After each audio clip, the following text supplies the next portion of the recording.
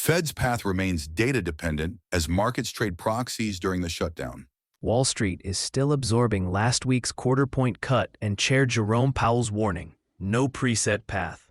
With the shutdown delaying or muting key government releases, the Fed is steering through a data fog, and officials say December is live but contingent on what they can credibly see.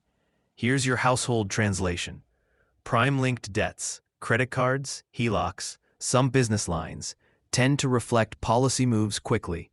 Mortgages, however, ride the 10-year Treasury and risk appetite. If long yields drift lower, rate quotes may ease. If deficits or supply fears push yields higher, 30-year mortgages can stay sticky even after a cut. One line for viewers. Expect relief in inches and only if long yields cooperate. Because the shutdown blurs the picture, policymakers and traders are leaning on private proxies, card spend trackers, payroll processor prints, online price baskets, and corporate guidance. The Fed's own calendar shows routine speeches and minutes, but every phrase now carries outsized weight. Why not accelerate cuts? Reigniting inflation would be worse.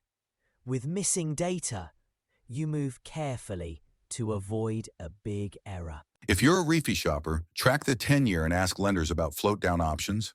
For small businesses, rerun leases with today's rates but preserve cash buffers. Savers should ladder short-term paper and not sacrifice liquidity for tiny yield gains. Investors should journal why they own each name and avoid relying solely on the idea that rates are falling. Bottom line, policy is data-driven just as the data are patchy. Think seatbelt easing, incremental, conditional, and reversible.